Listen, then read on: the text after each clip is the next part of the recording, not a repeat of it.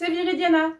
Je suis ravie de vous retrouver aujourd'hui sur cette chaîne où l'on parle essentiellement couture. Et aujourd'hui, on ne va pas déroger à la règle, je vais vous faire un petit tuto technique. J'aime bien faire ça, je sais que vous les aimez aussi, donc on ne va pas s'en priver.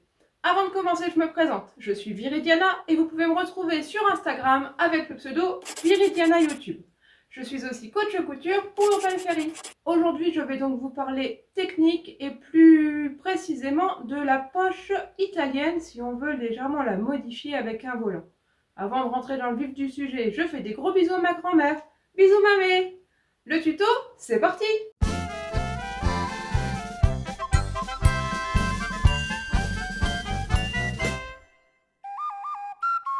Pour vous expliquer cette technique, j'ai choisi d'utiliser un petit morceau du patron Monica d'Urban Fairy qui est un pantalon assez ample avec une fausse braguette et une taille élastiquée. Le patron Monica présente des poches italiennes alors que son frère, le pantalon Alizé, ou sa sœur du coup, elle a des poches cavalières. Ici on parle bien des poches italiennes, donc qui sont légèrement en biais comme ça sur le côté du pantalon. J'ai découpé une poche. Ça c'est l'envers, j'ai fait un petit dessin. Ça c'est l'endroit, ce sont les signes, les sigles de la couture industrielle. Ça c'est un devant, hop, l'endroit, l'envers, l'ouverture de la poche italienne, la fausse braguette qui est là. Et pour parfaire la fin du tuto, j'ai même coupé un morceau du dos et un semblant de ceinture. Alors, pour faire des volants, il y a la formation d'Urban Fairy, bien sûr. Je vous rappelle rapidement comment on monte une poche italienne. On place notre fond de poche et poche. Ici, c'est un seul morceau, hein. Mais sinon, on n'a que le fond de poche. On le place endroit contre endroit sur le devant du pantalon. On coud à 1 cm du bord. Là, je simule une couture.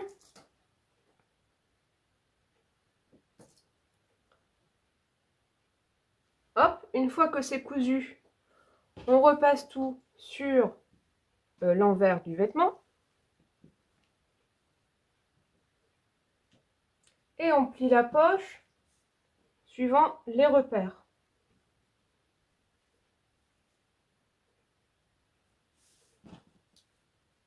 Et voilà, on obtient une poche italienne. On est d'accord?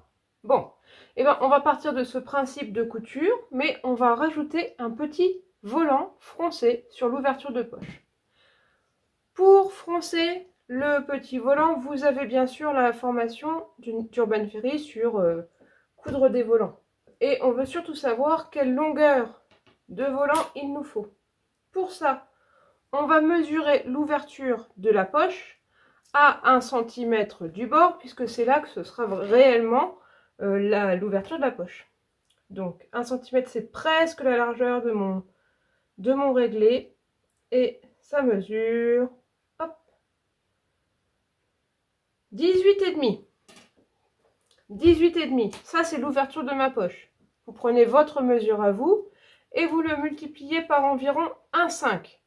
Si on fait plus, même si le tissu est très fluide, ça semble trop froncé pour être élégant sur une poche.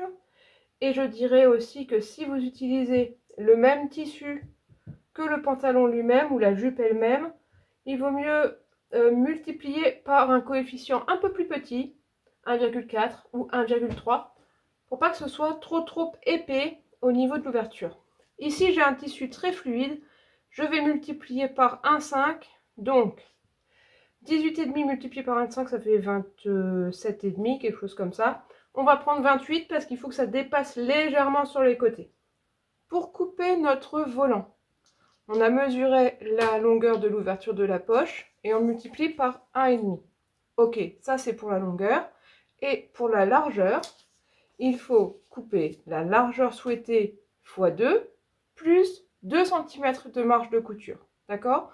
Donc moi je voulais 1,25, donc j'ai fait 1,25 x 2, 2,5, plus 2, 4,5.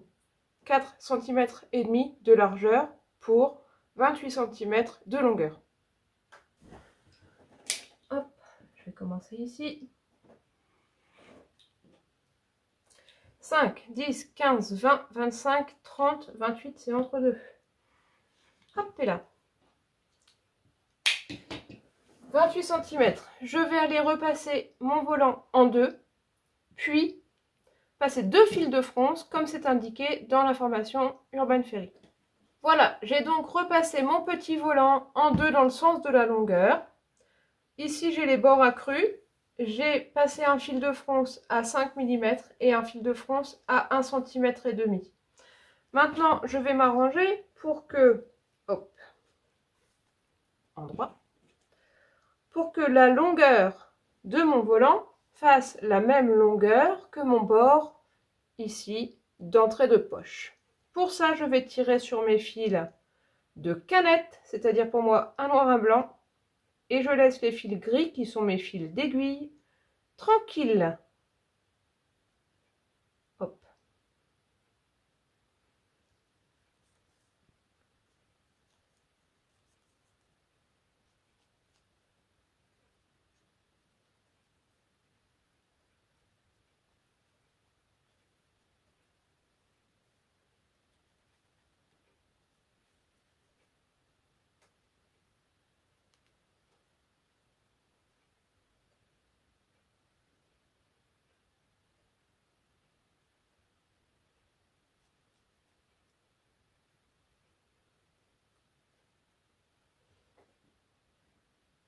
Donc je tire sur les fils de fronce jusqu'à ce que ce soit la longueur qui corresponde. Je vais bloquer au moins d'un côté avec un nœud pour pas que ça se sauve, parce que sinon les fronces des extrémités elles s'en vont.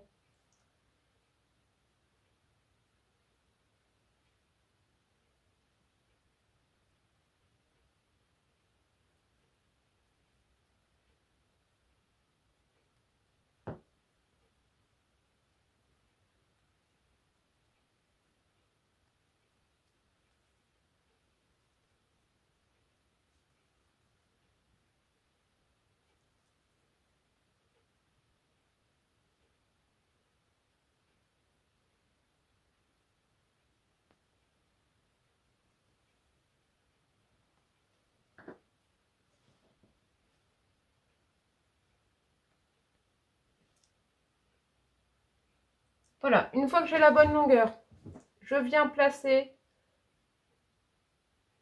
mes fronces pour que l'extrémité des volants soit sur le bord du tissu, hein, quasiment. Voilà. On pense à bien répartir les fronces, hein, on ne se contente pas de les laisser aller comme elles veulent, on les répartit bien pour que ce soit homogène, équilibré, joli en fait. Vous voyez, là j'en ai pas du tout, là elles sont assez intenses. Je vais les répartir comme ça. Comme ça. C'est pas mal ça. Et j'épingle copieusement pour bien bord à bord, hein, bien bord à bord surtout. Et j'épingle copieusement pour que les fronces ne bougent pas.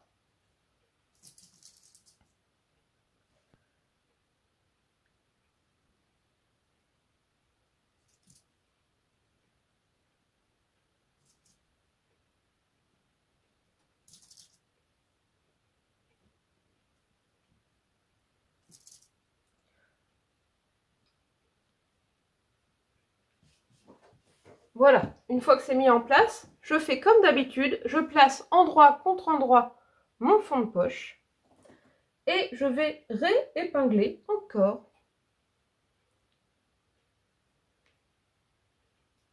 Bien bord à bord. C'est important parce qu'on a un petit volant, si on a un décalage, ça va se voir assez fortement.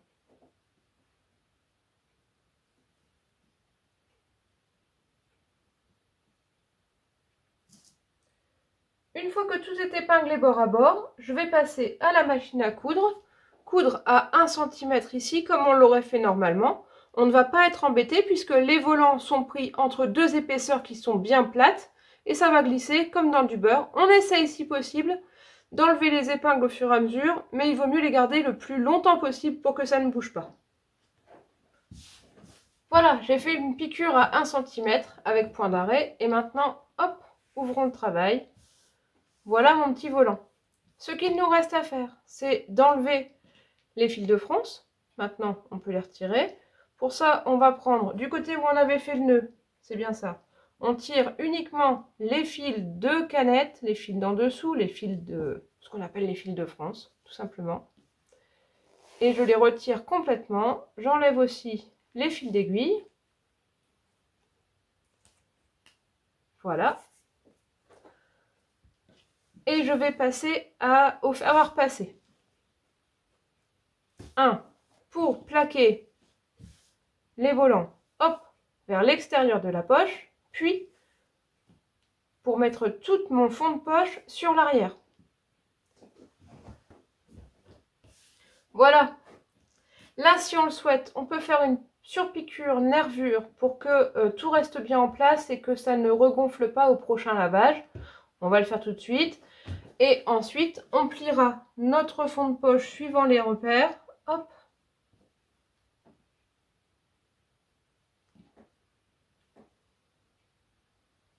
Et on pourra poursuivre la couture de la poche, ici.